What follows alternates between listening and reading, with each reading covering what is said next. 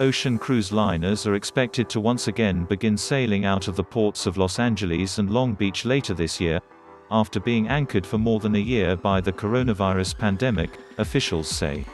But the return of cruise ships to the open seas, which promises to bring in millions of dollars to the local economy, isn't without some lingering debate still being played out this month in the nation's capital and in discussions with the U.S. Centers for Disease Control and Prevention. Preparing for the relaunch is complicated, as the industry remains under the CDC's no-sail order.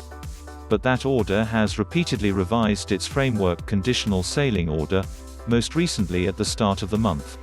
Still, there are efforts underway, in both the U.S. Senate and in federal court, to remove the no-sail order, with some arguing it exceeds the CDC's jurisdiction and unfairly impacts areas where cruise ships operate.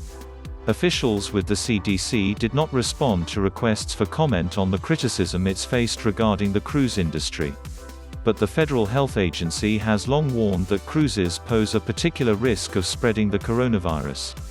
Yet, in an April 2 press release, the agency said that cruises will always have at least some risk of spreading the virus.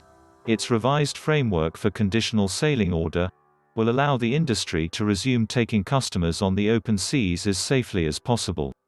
CDC is committed to working with the cruise industry and seaport partners to resume cruising, the press release said, when it is safe to do so.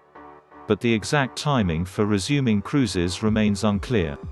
Chris Chase, the business development manager who oversees cruise operations at the Port of Los Angeles, said numerous other details still need to be hashed out, including testing details, before an agreement with the CDC can be reached. "We're not there yet," he said in an interview. Cruise companies argue that the industry is being unfairly treated and restricted when compared to other entertainment venues as society begins to reopen. Earlier this month, Carnival threatened to move some of its U-ships to other ports, as tensions mounted over the issue, according to a Bloomberg report. That news report went on to say that while the CDC technically lifted its ban on cruises in October, the Conditional Framework Order includes a multi-step, phased-in process that includes extensive testing protocols, which cruise companies argue is overly burdensome, that companies must meet to sail again.